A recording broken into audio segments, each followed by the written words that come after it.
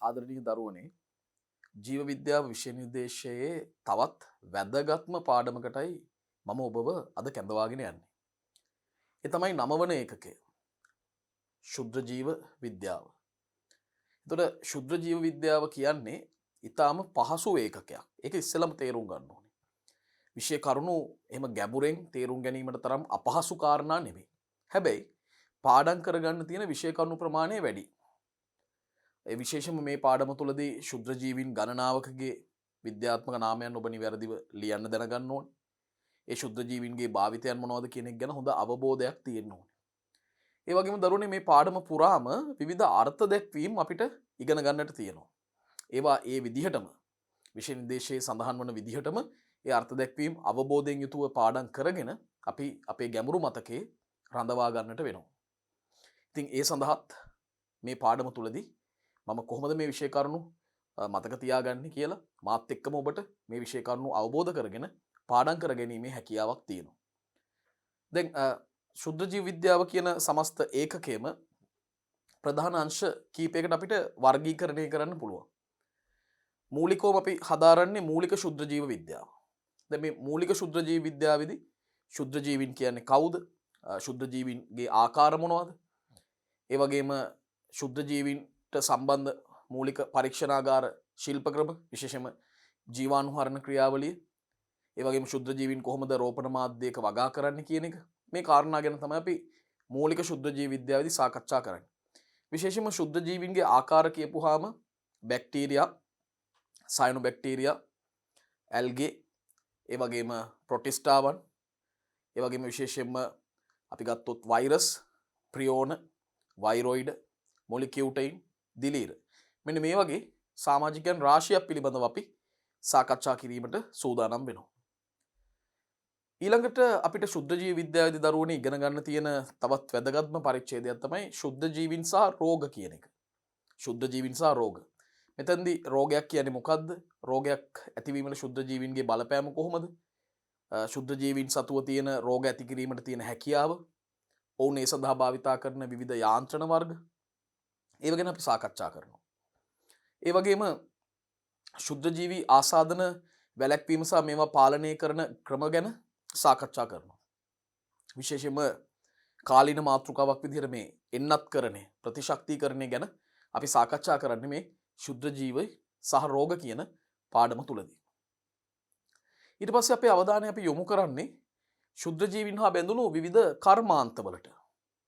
ශුද්ධ ජීවීන් කොහොමද කර්මාන්තවලට භාවිතා වෙන්නේ? ඇයි ශුද්ධ ජීවීන් කර්මාන්තවලට යොදා ගන්න හේතුව? මොනවද ඒකේ තියෙන වාසි, වැදගත්කම්? මේ දේවල් සහ විවිධ කර්මාන්ත ගණනාවක ශුද්ධ ජීවීන්ගේ කාර්යභාරයන් ඔවුන්ට නිදසුන් සහිතව තමයි අපි විස්තර කරන්නේ.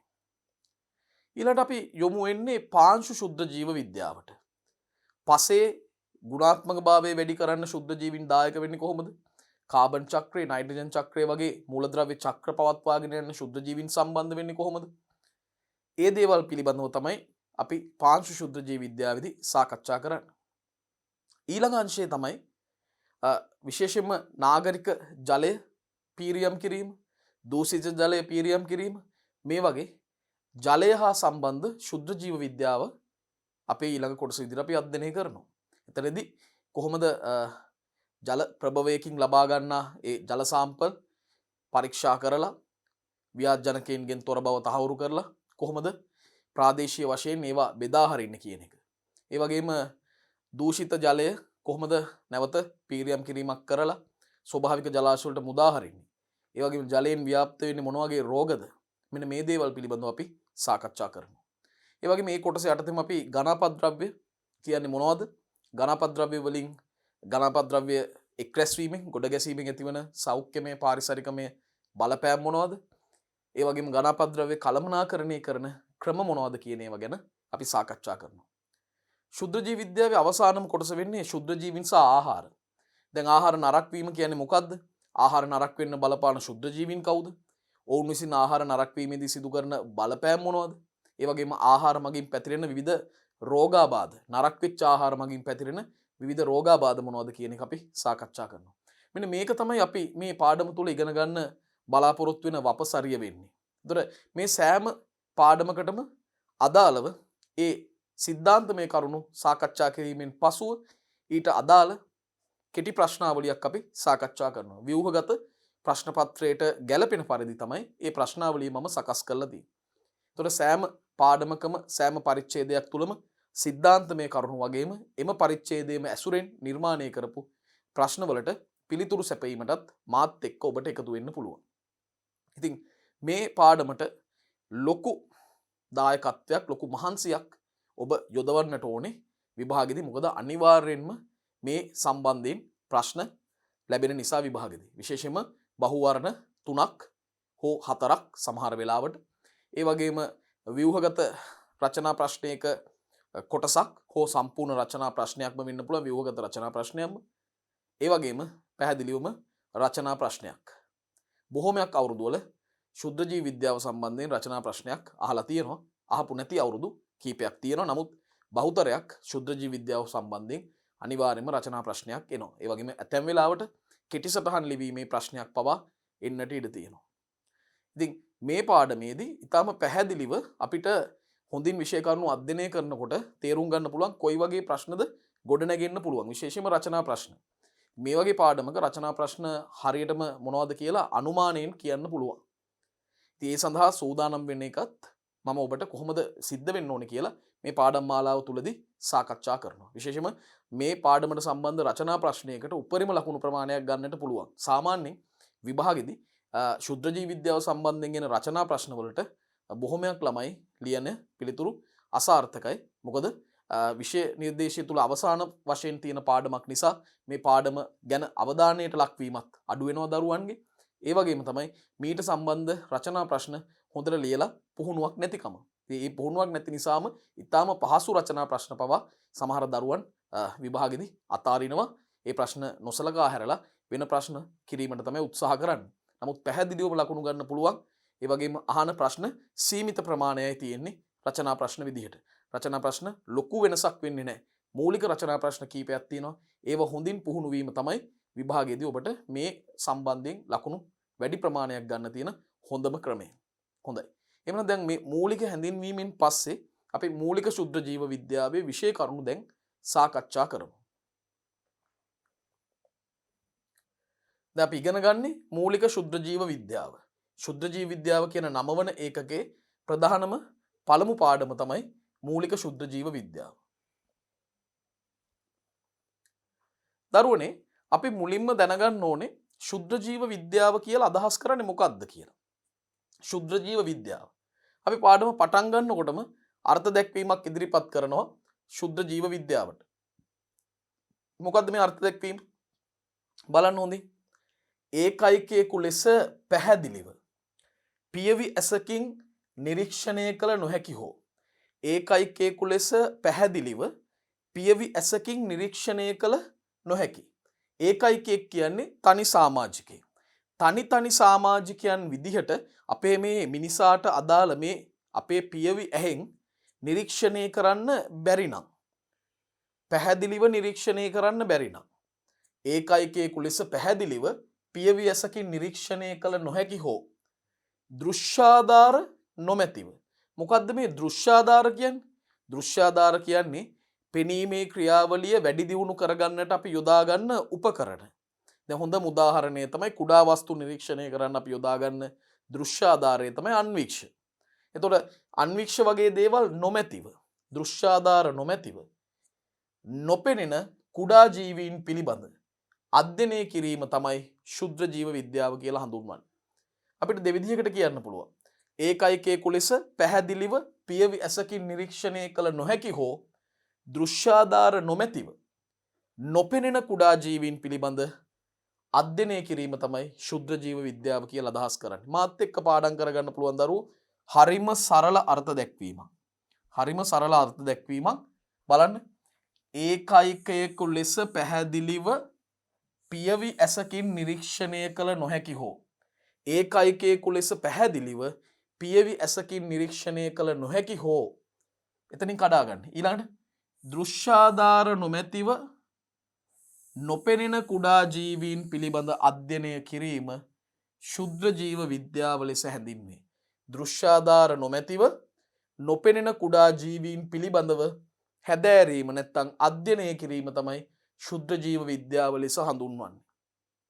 ඒකයිකයෙකු ලෙස පැහැදිලිව පියවි ඇසිඩ් නිරීක්ෂණය කළ නොහැකි හෝ දෘශ්‍යාධාර නොමැතිව නොපෙනෙන කුඩා ජීවීන් පිළිබඳව අධ්‍යයනය කිරීම.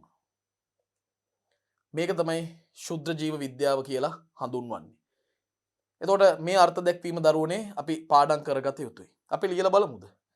මම මෙතනින් ලියනවා. ලියමු.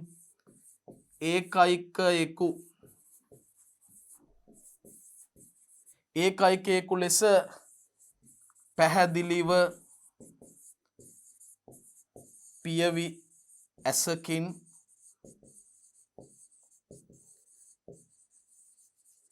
නිරීක්ෂණය කළ නොහැකි හෝ ඒකයිකයෙකු විදිහට පැහැදිලිව පියවි ඇසකින් නිරීක්ෂණය කළ නොහැකි හෝ දෘශ්‍යාධාර නොමැතිව නොපෙනෙන කුඩා ජීවීන් දෘශ්‍යාධාර නොමැතිව නොපෙනෙන කුඩා ජීවීන් පිළිබඳ අධ්‍යයනය කිරීම.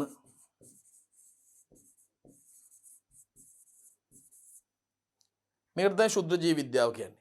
ඒකයිකයෙකු ලෙස පැහැදිලිව පියවි ඇසකින් නිරීක්ෂණය කළ නොහැකි හෝ දෘශ්‍යාධාර නොමැතිව නොපෙනෙන කුඩා ජීවීන් පිළිබඳ අධ්‍යයනය කිරීම. දෘශ්‍යාධාර නොමැතිව නොපෙනෙන කුඩා ජීවීන් පිළිබඳ අධ්‍යයනය කිරීම තමයි ශුද්ධ ජීව විද්‍යාව කියලා අදහස් කරන්නේ. දැන් මේ වගේ කුඩා ජීවීන් තමයි අපි ශුද්ධ ජීවීන් කියලා හඳුන්වන්නේ. මෙවැනි ජීවීන් තමයි ශුද්ධ ජීවීන් කියලා අපි හඳුන්වන්නේ. ඒතර අපේ පළවෙනිම කොටස තුල අපි ඉගෙන ගන්න කාරණාව තමයි ශුද්ධ ජීව විද්‍යාව කියන්නේ මොකක්ද කියන එක. ඒකයිකයෙකු ලෙස පැහැදිලිව පියවි ඇසකින් නිරීක්ෂණය කළ නොහැකි හෝ දෘශ්‍යාධාර නොමැතිව නොපෙනෙන ජීවීන් පිළිබඳ අධ්‍යයනය කිරීම. ඒක තමයි ශුද්ධ ජීව විද්‍යාව. එතකොට මෙවැනි ජීවීන් තමයි ශුද්ධ ජීවීන් ලෙස අපි හඳුන්වන්නේ. එහෙමනම් දරුවනේ අපට යොමු වෙන්නට පුළුවන් කවුද ශුද්ධ ජීවීන් කියලා දැනගන්න. දැන් ඔබට ශුද්ධ ජීවීන් වගේම ඒ ශුද්ධ ජීවීන්ට අදාළ ඊටාම හොඳ රූප සටහන් කීපයකුත් මම ඇතුළත් කළා. අපි ශුද්ධ ජීවීන් විදිහට දකින කාණ්ඩ තමයි බැක්ටීරියා, ආකියා, සයනොබැක්ටීරියා. මේ සයනොබැක්ටීරියාවන්ට අපි තව නමක් කියනවා නීල හරිත ඇල්ගේ නැත්නම් නීල හරිත ඇල්ගාවන් කියලා. නීල හරිතයෝ කියලාත් කියනවා. මොකද නිල් කොළ පැහැති ස්වභාවයකින් ඒගොල්ලන්ව දර්ශනය වෙන නිසා. ඒ වගේම දිලීර, ප්‍රොටිස්ටා මේ ශුද්ධ ජීවීන්ට අයිති වෙනවා. දිලීර කියපුවම විශේෂයෙන්ම මෙතනදී ඊස්ට් වර්ග, පුස් වර්ග අපිට දකින්න පුළුවන්. ඒ වගේම තවත් අලුතෙන්ම ඔබ මේ පාඩමේදී ඉගෙන ගන්න කාණ්ඩ කීපයක් තියෙනවා. මයිකෝප්ලාස්මාවන්, ෆයිටෝප්ලාස්මාවන්. ඔවුන්ට පොදුවේ කියන්නේ මොලිකියුටයන් කියලා. ඒ වගේම වෛරොයිඩ, ප්‍රියෝන සහ වෛරස පිළිබඳවත් මේ පාඩමේදී අපි අධ්‍යයනය කරනවා. හැබැයි මම මේ අවසානයේට කියපු සමාජිකයෝ තුන්දෙනා වෛරොයිඩ, ප්‍රියෝන, වෛරස ඒවා ජීවීන් කියලා හඳුන්වන්නේ නැති ව්‍යුහ විදිහටයි පවතින්නේ. ඒවා ඇත්තටම ශුද්ධ ජීව විද්‍යාව යටතේ කතා කළත් සැබවින්ම වුන් ජීවීන් නෙවෙයි. ඒ ගැනත් අපි මේ පාඩමේදී සාකච්ඡා කරනවා. එතකොට බැක්ටීරියා, ආකියා, සයනොබැක්ටීරියා හැවත් නීල හරිතයන්, දිලීර, ඒ වගේම ප්‍රොටිස්ටාවන් ශුද්ධ ජීවීන්ට අයිති වෙනවා. මයිකෝප්ලාස්මාවන්, ෆයිටෝප්ලාස්මාවන් කියන මොලිකියුටයන් මේ කාණ්ඩ දෙකට පොදුවේ කියන්නේ මොලිකියුටයන් කියලා. ඒ වගේම වෛරස, වෛරොයිඩ, ප්‍රියෝන ශුද්ධ ජීව විද්‍යාව යටතේ අපි අධ්‍යයනය කරනවා. එතකොට ඔවුන්ට අදාළ රූප සටහන් කීපයක් තමයි මේ ඉදිරිපත් කරලා තියෙන්නේ. දැන් මේ දිලීර. හරි. ඊළඟට සයනොබැක්ටීරියාවන්, ආකියා, බැක්ටීරියා වගේ සමාජිකයෝ, ප්‍රොටිස්ටාවන්, වෛරස, මේ ඉන්නේ මයිකෝප්ලාස්මාවන්, ඒ වගේම ෆයිටෝප්ලාස්මාවන් වගේ ජීවීන්. මේ අය පිළිබඳව තමයි අපි ශුද්ධ ජීව විද්‍යාව යටතේ දරුවනේ අධ්‍යයනය කිරීමට සූදානම් වෙන්නේ. ශුද්ධ ජීවීන්ගේ අන්වීක්ෂීය ස්වභාවය මේක අපි මුලින්ම සාකච්ඡා කරන්න ඕන දෙයක්. දැන් සාමාන්‍ය ශුද්ධ ජීවීන් විශාලත්වයෙන් 0.1 මිලිමීටරට වඩා කුඩා නිසා පියවියසින් පහසුවෙන් නිරීක්ෂණය කරන්න බෑ. මොකද මිනිසාගේ පියවියසේ විභේදන බලය තමයි 0.1 මිලිමීටර් ප්‍රමාණය. ඒ නිසා සාමාන්‍යයෙන් ශුද්ධ ජීවීන් විශාලත්වයෙන් 0.1 mmට වඩා කුඩා නිසා පියවියසින් කොහෙත්ම නිරීක්ෂණය කරන්න බෑ.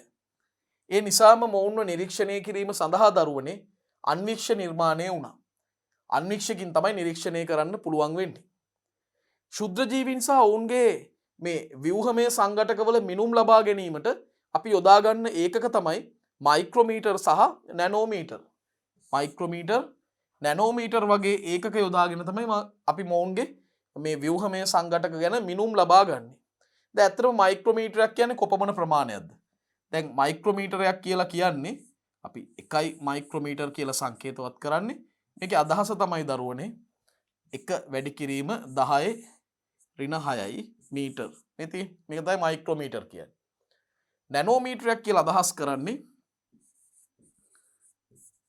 1 වැඩි කිරීම 10⁻9 මීටර්. මෙන්න මේ ප්‍රමාණය. එතකොට බලන්න කොයිතරම් මේ අය කුඩාද කියන එක. මයික්‍රෝමීටර් නැනෝමීටර් මේ ප්‍රමාණ වලින් තමයි මිනුම් කිරීම සිද්ධ කරන්නේ. සමහර ශුද්ධ ජීවීන් අනිකුත් ජීවීන්ට වඩා විශාල බැවින් වඩාත් පහසුවෙන් නිරීක්ෂණය කරන්න පුළුවන්. සමහර ශුද්ධ ජීවීන් අනිත් ශුද්ධ ජීවීන්ට වඩා විශාලයි. විශාල වුණාට මිනිස් ඇසට පේන්නේ නැහැ. ඒ නිසා විශාලයි. ඒ නිසා අන්වීක්ෂකෙන් නිරීක්ෂණය කරනකොට වඩාත් පැහැදිලිව කැපී පෙනෙන ලෙස ඔවුන්ව දකින්නත් පුළුවන් වෙනවා. ඒ අනුව අපි ශුද්ධ ජීවීන්ගේ අන්වීක්ෂීය ස්වභාවය තමයි මෙතනදී මුලින්ම ඉගෙන ගත්තේ. සාමාන්‍ය ශුද්ධ ජීවීන් විශාලත්වයෙන් 0.1 මිලිමීටරට වඩා කුඩා නිසා පියවියසකින් කොහෙත්ම දකින්න ලැබෙන්නේ නැහැ. එතකොට තමයි අපිට අන්වීක්ෂ භාවිතා කරන්න වෙන්නේ. එතකොට මේ අයගේ සෛලවල ව්‍යුහමය සංඝටකවල මිනුම් ලබා ගැනීමේදී විශේෂයෙන්ම මයික්‍රෝමීටර් නැනෝමීටර් වගේ ඒකක තමයි භාවිතා වෙන්නේ. ඊටම වැදගත් කොටසකට මම ඊළඟට පිවිසෙනවා දරුවනේ. ඒ තමයි ශුද්ධ ජීවීන්ගේ සර්වත්‍රික ස්වභාවය. සර්වත්‍රික ස්වභාවය. මේ කොටස ගැන අපිට විශාල කරුණු ප්‍රමාණයක් සාකච්ඡා කරන්නට තියෙනවා. මොකද්ද මේ සර්වත්‍රික ස්වභාවය කියන්නේ? දරුවනේ ශුද්ධ ජීවීන් පෘථුවියේ සෑම පරිසරයකම දකින්නට ලැබෙනවා.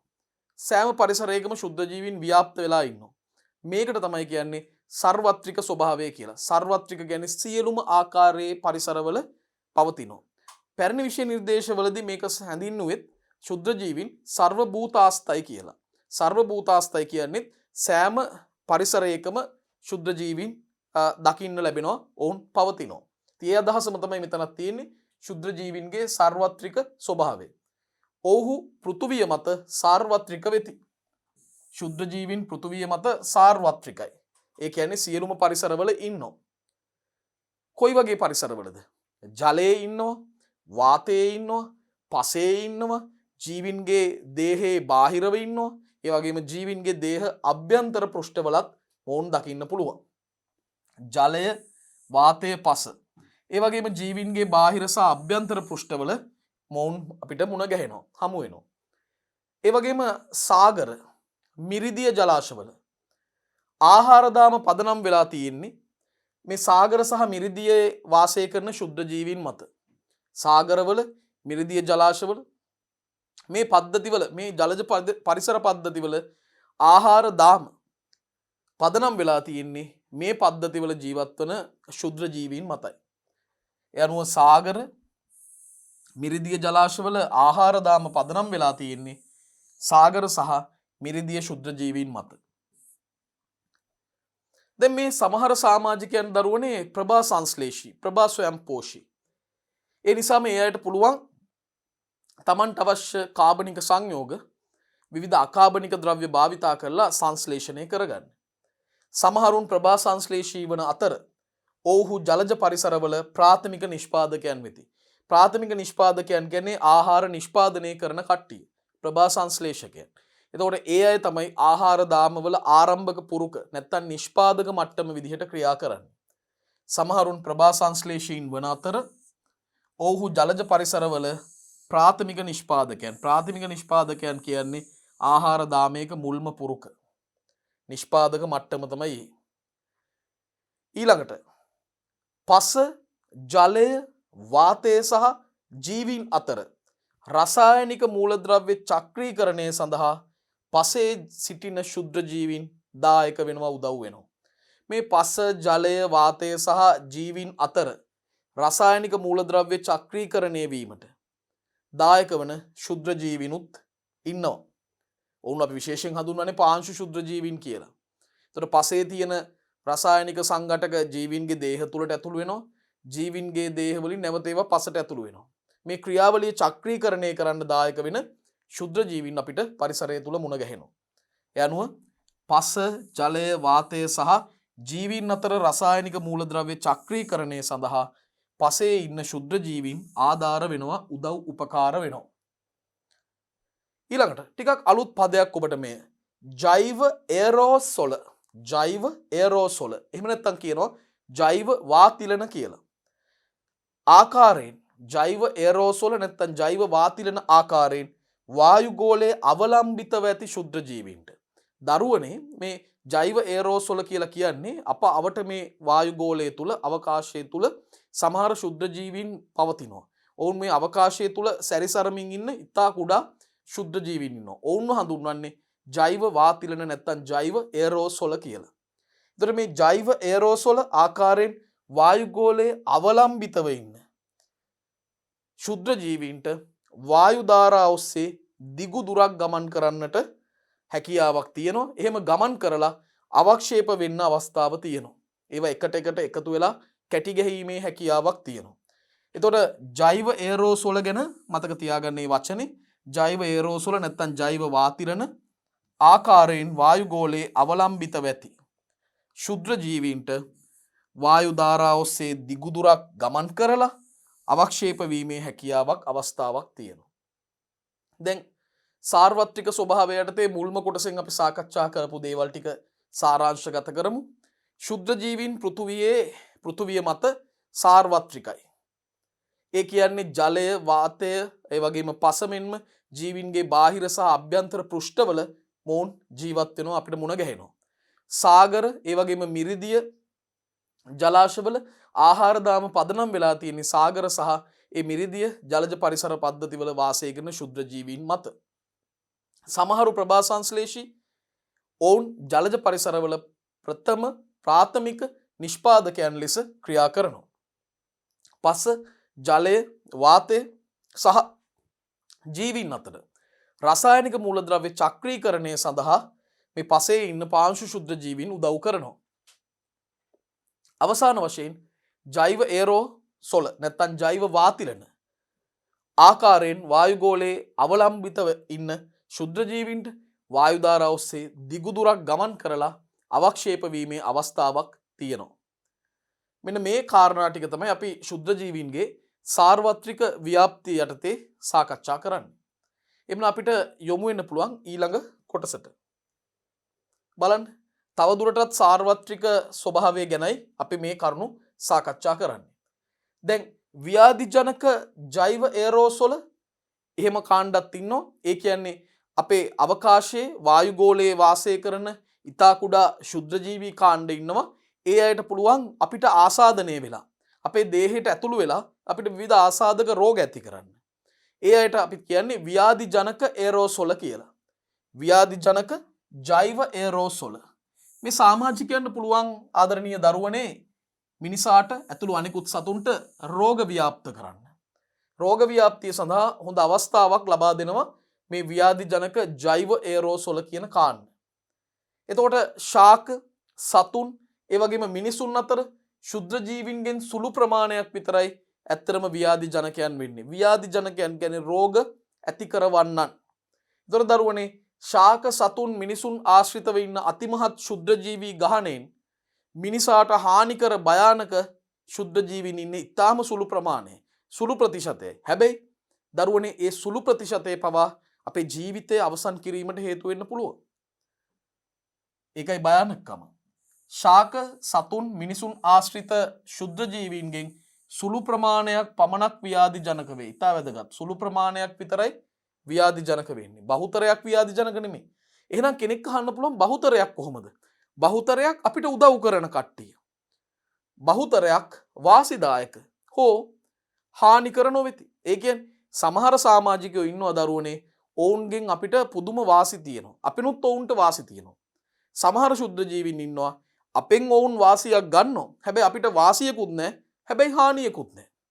අපිට වාසියකුත් නැහැ හානියකුත් නැහැ. එහෙම අයත් ඉන්නවා. එහෙම අය හිටියත් අවුලක් නැහැ.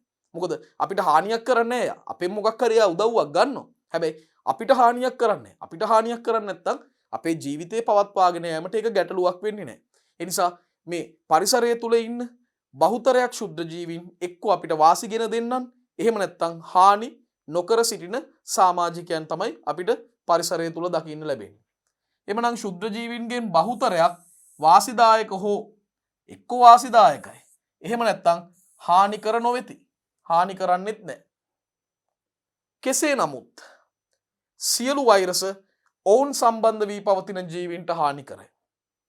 හොඳට තේරුම් ගන්න ඕන කාරණාවක් හැම වෛරසයක්ම ඒ වෛරසයේ සම්බන්ධ වෙන ඒ දාරක ජීවියාට දාරක ජීවියක් ගහක් වෙන්න පුළුවන් සතෙක් වෙන්න පුළුවන් මිනිසා වෙන්න පුළුවන්. ඒතර වෛරසයක් සම්බන්ධ වෙන දාරක ජීවියාට හැම වෙලාවෙම ඒ වෛරසය මගින් රෝගයක් තමයි ඇති කරන්නේ. රෝගයක් තමයි ඇති කරන්නේ. කිසිම වෛරසයක නමක් බලන්න දරුවනේ සඳහන් වෙනවද රෝගයක් නැතුව? රෝගයකට අදාළවමයි. හරි ජල බීතිකා වෛරසය. ජල බීතිකා රෝගය ඇති කරන නිසා තමයි යාට ඒ නම පට බැඳලා තියෙන්නේ. ජල බීතිකා වෛරසය. ඩෙන්ගු වෛරසය. ඩෙන්ගු රෝගය ඇති කරනවා. ඒ වගේ සියලුම වෛරස ඔවුන් සම්බන්ධ වෙලා ඉන්න දාරක ජීවියාට පැහැදිලිවම රෝග ඇති කරනවා හානි කරනවා. ඒ නිසා සියලු වෛරස ව්‍යාධි ජනකයි කියලා කිව්වත් වැරද්දක් නැහැ. සියලු වෛරස රෝගකාරකයන් විදිහට හැසිරෙනවා. ඉතින් කෙසේ නමුත් සියලු වෛරස ඔවුන් සම්බන්ධව පවතින ජීවීන්ට හානි කරයි. මෙතෙන්දි වැදගත්ම වචනේ තමයි සියලු වෛරස. සියලු වෛරස ඔවුන් සම්බන්ධ වෙලා තියෙන ජීවීන්ට හානි පමුණවනවා. දරුවනේ සමහර ශුද්ධ ජීවීන් අනෙක් ජීවීන්ට මාරාන්තික හෝ ජීවත් වීමට නුසුදුසු ආන්තික පරිසරවල වාසය කරනවා. සමහර ශුද්ධ ජීවීන් ඉන්නවා ඒ ජීවීන් වෙනත් ජීවියෙක්ට ජීවත් වෙන්න කොහෙත්ම සුදුසු නැති. වෙනත් ජීවියෙක් ඒ පරිසරයට දැම්මොත් ඒ ජීවියා මැරිලම යනවා. අන්න ඒ වගේ භයානක දුෂ්කර නැත්නම් කටුක පරිසරවල වාසය කරන ශුද්ධ ජීවීන් ඉන්නවා. ඔවුන් මේ කටුක පරිසරවල ඉතාම හොඳින් ජීවත් වෙනවා. හැබැයි ඒ පරිසරය වෙන ජීවියෙක්ට නම් දරුවනේ කොහෙත්ම ඉඩක් නැහැ ජීවත් වෙන්න. ඉතින් ඒ වගේ පරිසරවලට අපි කියන්නේ ආන්තික පරිසර කියලා.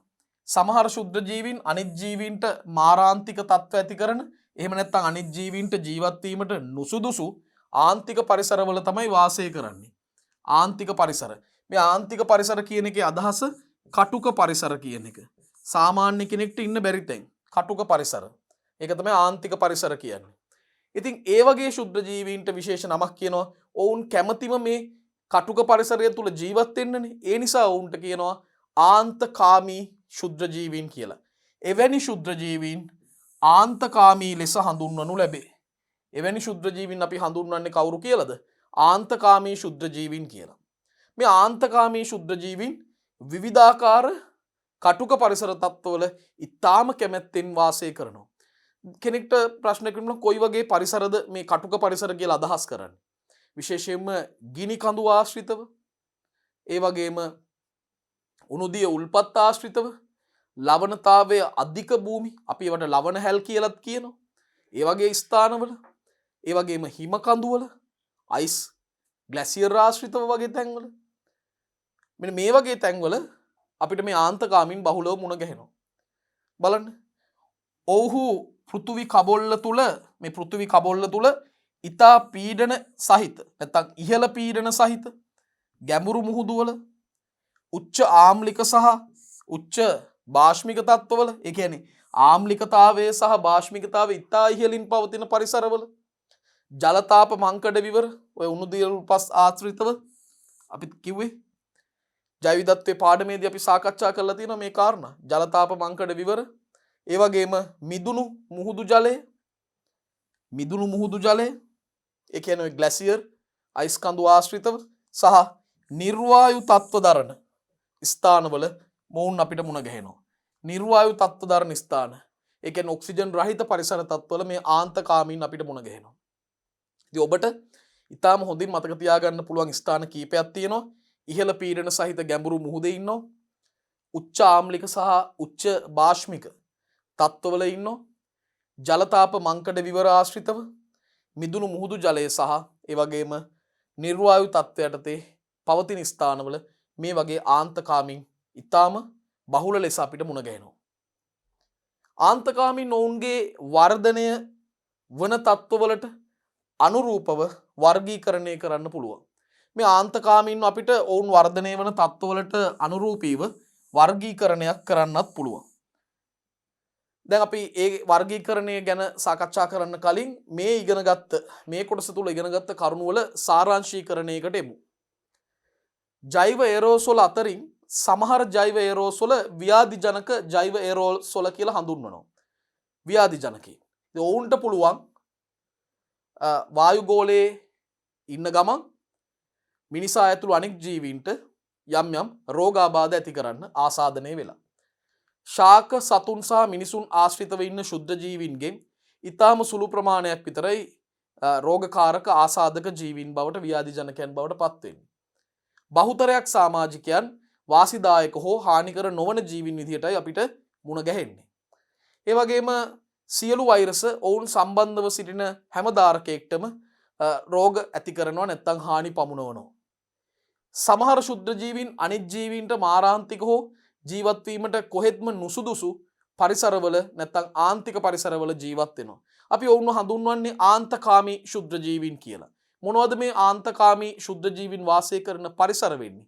විශේෂයෙන්ම ඉහළ පීඩන සහිත ගැඹුරු මුහුදේ, ඒ වගේම උච්ච ආම්ලික සහ උච්ච භාෂ්මික තත්ත්ව යටතේ, ජලතාප මංකඩ විවර, මිදුණු මුහුදු ජලය සහ නිර්වායු තත්ත්ව වගේ අනිත් ජීවීන්ට පහසුවෙන් ඉන්න බැරි තැන්වල මොවුන් ඊටාම හොඳින් ඉන්නවා.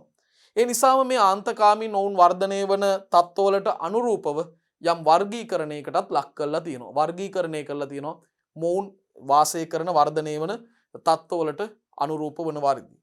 අපිට දැන් මේ තත්ත්වයන් මොනවද කියලා සහ කවුද මේ තත්ත්වවල වාසය කරන ආන්තකාමීන් කියලා හොයලා බලන්නට පුළුවන්. අපි දරුවනේ ඒකට එහෙමනම් යොමු වෙමු. බලන්න. ආන්තකාමී ශුද්ධ ජීවී ආකාර. පළවෙනි ආකාරය තමයි තාපකාමී. දැන් තාපකාමී කියපු නමේම තියෙනවා තාපයට කැමති. ඒ කියන්නේ මොවුන් අපිට දකින්න ලැබෙන ආන්තික පරිසර තත්ත්වය මොකද්ද? ඉහළ උෂ්ණත්ව සහිත පරිසරවල තමයි මේ සමාජිකයෝ අපිට මුණ ගැහෙන්නේ. ඉහළ උෂ්ණත්වවලටම තමයි තාපකාමී කට්ටිය කැමති. දැන් මට මේ මොහොතේදී මතක් වෙනවා එක සමාජිකයෙක් බලන්න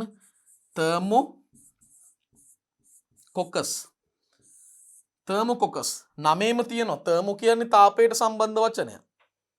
තර්මොකොකස්ලා ඉතා ඉහළ උෂ්ණත්වවල හොඳින් ජීවත් වෙන්න හැඩ ගැහිලා තියෙනවා. ඊළඟ ශුද්ධ ජීවී ආකාරයේ ශීතකාමී. ශීතකාමී නමේම තියෙනවා සීතලට කැමති. එතකොට ඒකේ තේරුම ඊටාම අඩු උෂ්ණත්ව, ඊටාම පහත් උෂ්ණත්වවල ජීවත් වෙන්නම හැඩ ගැහිලා තියෙනවා. මේ පහත් උෂ්ණත්ව දරුවනේ ඇතැම් වෙලාවට සෙල්සියස් ඍණ අගයන් වලින් පවා පවතින්න පුළුවන්. සෙල්සියස් ඍණ අගයන් වලින් පවා මේ පහත් උෂ්ණත්ව පවතිනවා. මෙන්න ඊළඟට අපි හම්බ වෙන ශුද්ධ ජීවී කාණ්ඩේ අපිට හම්බ වෙනවා අම්ලකාමී.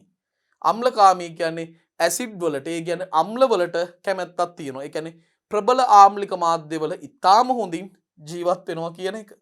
එතකොට ආම්ලික pH තත්ත්ව තමයි පවතින්න පුළුවන් ආන්තික තත්ත්ව. හරි? ඉතාම ඉහළ ආම්ලික තත්ත්වයට තමයි මේ ආම්ලකාමී කට්ටිය ඉන්නේ. භෂ්ම නැත්තම් ශාරකාමී, භෂ්මකාමී නැත්තම් ශාරකාමී ශුද්ධ ජීවී ආකාරය. ඊළඟ හතරවෙනි කාණ්ඩේ තමයි භෂ්ම නැත්තම් ශාරකාමී ආකාරය. ඉතින් මොවුන් ඉන්නේ අම්ලකාමී අයට විරුද්ධ පරිසරවල. ඒ කියන්නේ භාෂ්මික pH තත්ත්වවල තමයි ඉතා හොඳින් වාසය කරන්නේ, ජීවත් වෙන්නේ. ඊළඟට මුණ ගැහෙන්නේ ලවණකාමී ශුද්ධ ජීවීන්. ලවණ වලට කැමති. ඒ කියන්නේ ලුණු වලට, සෝඩියම් ක්ලෝරයිඩ් වගේ තත්ත්වවලට ඉතාම කැමැත්තක් දක්වමින් ඒ පරිසරවල ඉන්නවා. සෝඩියම් ක්ලෝරයිඩ් අවශ්‍යයි. ඊළඟට අවසාන වශයෙන් අපිට මුණ ගැහෙනවා පීඩකාමී. පීඩකාමී. ඒ කියන්නේ මේ මොවුන් දරුවනේ විශේෂයෙන්ම ඉහළ පීඩනවලට අධික පීඩනවලට පුදුම කැමැත්තක් දක්වන සමාජිකයෝ. පීඩකාමී සමාජිකයෝ. පීඩකාමීන් අධික පීඩනවලට කැමති. එමනම් දරුවනේ අපි සාරාංශීකරණයකට එමු. ආන්ත ශුද්ධ ජීවී ආකාර විදිහට අපිට සලකන්න පුළුවන් කාණ්ඩ 6ක් මෙතන තියෙනවා. තාපකාමීන් ඔවුන් කැමති ඉහළ උෂ්ණත්වවලට අධික උෂ්ණත්වවලට. ශීතකාමීන් ඔවුන් කැමති පහත් උෂ්ණත්වවලට. අම්ලකාමීන් ආම්ලික pH තත්ත්වවලට. ශාරකාමීන් භාෂ්මික pH තත්ත්වවලට. ලවණකාමීන් ඔවුන්ට සෝඩියම් ක්ලෝරයිඩ් අවශ්‍යයි. ඒ වගේම පීඩකාමීන් අධික පීඩනයක් අවශ්‍යයි. ඔවුන්ට අධික පීඩනයක් සහිත පරිසරවල තමයි ඔවුන් වාසය කරන්නේ. මෙන්න එහෙමනම් ආන්තකාමී ශුද්ධ ජීවී ආකාර සම්බන්ධයෙන් අදාළ වගුව මේක අපේ සම්පත් පොත ආශ්‍රිතව ලබාගත් වගුවක්. මේ වගුවේ කාරණාත් ඔබ මතක තියාගන්න ඕන. විශේෂයෙන්ම බහුවර්ණ ප්‍රශ්න වලට යමක් අහන්න පුළුවන් කොටසක් තමයි මේ අපි සාකච්ඡා කළේ. එhmenan දරුවෝ අපි ඊළඟ කොටසට යොමු වෙමු. බලන්න ආන්තකාමීන් ගැන තවදුරටත් විශේෂ කාරණා කීපයක්ම මට කියන්න පුළුවන්. සමහර ආන්තික පරිසරවල ආන්තික තත්ත්ව එකකට වඩා ඇතුළත්. ඉතා වැදගත් කාරණාවක්. සමහර ආන්තික පරිසරවල දරුවෝ ආන්තික තත්ත්ව කීපයක් තියෙන්න පුළුවන් කියලා කියන්නේ. උදාහරණයක් බොහෝ උණුදිය උල්පත් ස්වභාවයෙන් ආම්ලික හෝ භාෂ්මික වේ. බලන්න බොහෝ උණුදිය උල්පත් ගත්තොත් ස්වභාවිකවම ආම්ලික ගතියක් හෝ භාෂ්මික ගතියක් තියෙනවා.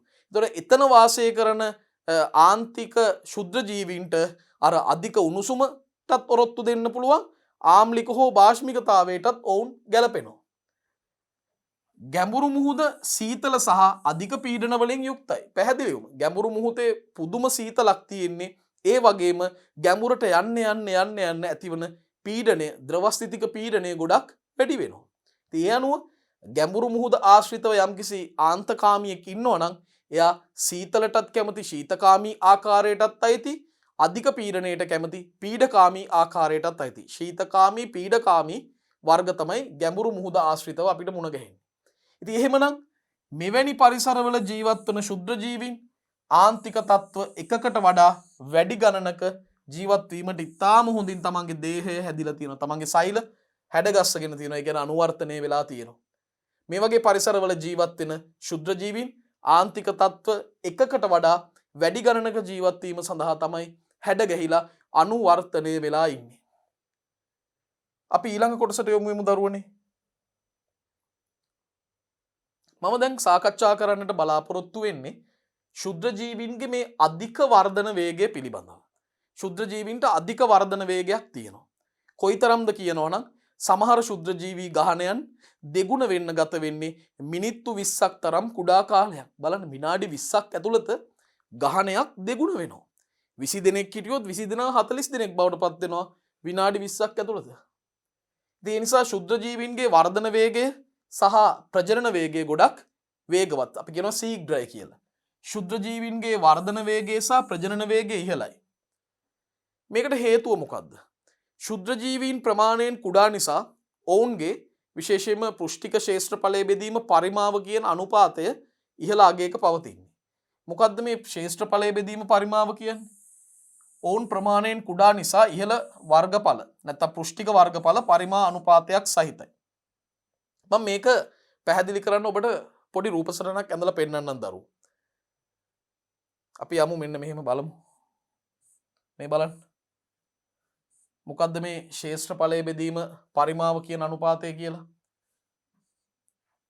මේ අනුපාතය ගැන අපි සාකච්ඡා කරන්නේ. දැන් ශේෂ්ත්‍රඵලයේ බෙදීම පරිමාව නැත්නම් පෘෂ්ඨික වර්ගඵලය බෙදීම පරිමාව. මේ අනුපාතය හඳුන්වන්නේ දරුවනේ A බෙදීම V අනුපාතය කියලා. A කියන්නේ ඒරියා වර්ගඵලය. V කියන්නේ වොලියුම් පරිමාව. දැන් අපි ශුද්ධ ජීවීන්ව මම නියෝජනය කරනවා මෙන්න මේ වගේ කුඩා ඝනක වගයක් ඇඳලා. අපි හිතමුකෝ ශුද්ධ ජීවියෙක් මේ ඝනකයක හැඩයක් තියෙනවා කියලා. මෙහෙම හැඩති ශුද්ධ ජීවිනුත් ඉන්නවනේ. හරි. දැන් ඝනකයක හැම පැත්තකම දිග දරුවනේ එක හා සමානයිනේ. දිග පළල උස. එතකොට මම ගන්නවා නිකන් සංඛ්‍යාත්මකව අපි කියමු 1 සෙන්ටිමීටර් කියලා. 1 සෙන්ටිමීටර් හැම පැත්තක්ම දිග පළල උස. එහෙමනම් මේ ජීවියාට අදාළව මේ ජීවියා මම නම් කරනවා x කියලා. x ට අදාළව මේ අනුපාතය කොපමණ වෙනවද? දැන් අපි දන්නවා වර්ගඵලය කියන්නේ දිග වැඩි කිරීම පළල. 1 සෙන්ටිමීටර් වැඩි කිරීම 1 සෙන්ටිමීටර්. පරිමාව කියන්නේ ඝනකයකට අදාළව දිග පළල උස කියන අංශ තුනම වැඩි කරන්න ඕනේ. ඉතින් තුනම 1 සෙන්ටිමීටර් 1 සෙන්ටිමීටර් වැඩි කිරීම 1 සෙන්ටිමීටර්. දැන් මේකේ පිළිතුර මොකද්ද?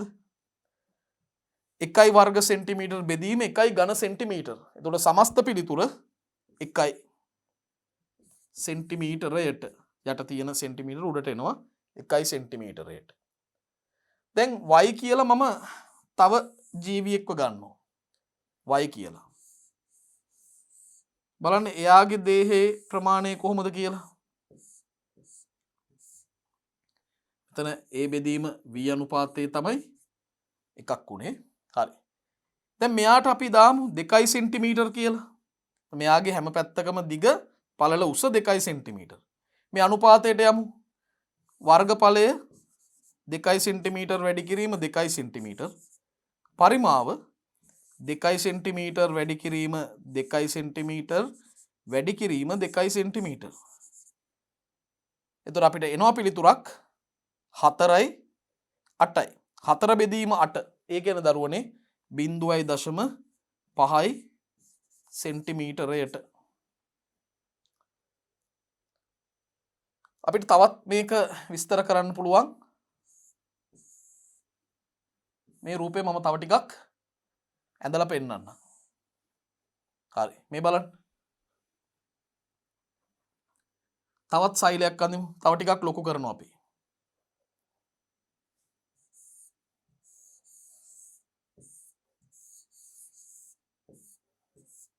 A බෙදීම v අනුපාතය ගැන තේරුම් ගන්න. අපි 4 සෙන්ටිමීටර් කියලා ගමු. දැන් අපි මේක සුළු කරගෙන යමු මේ අවස්ථාව.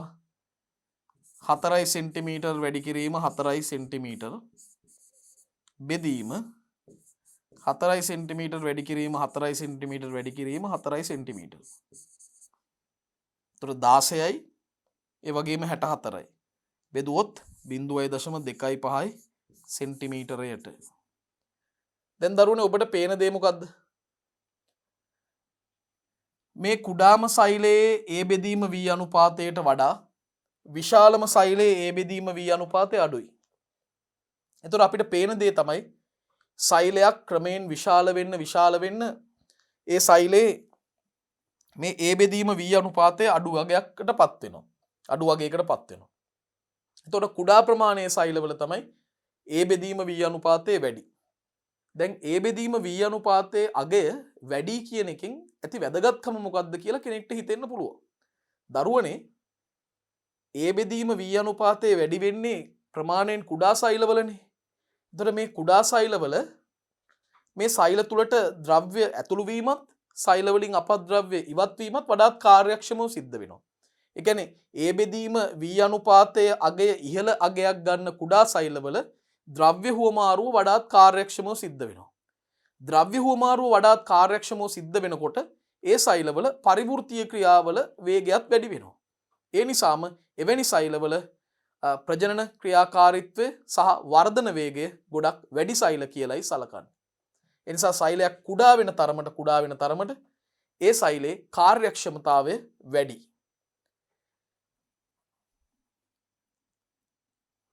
දැන් එහෙමනම් දරුවනේ අපි බලමු මේ විෂය කරුණු වලට අපි නැවත එමු. ඔබට A බෙදීම v අනුපාතය ගැන අවබෝධයක් ලැබුණා. හරි. බලන්න.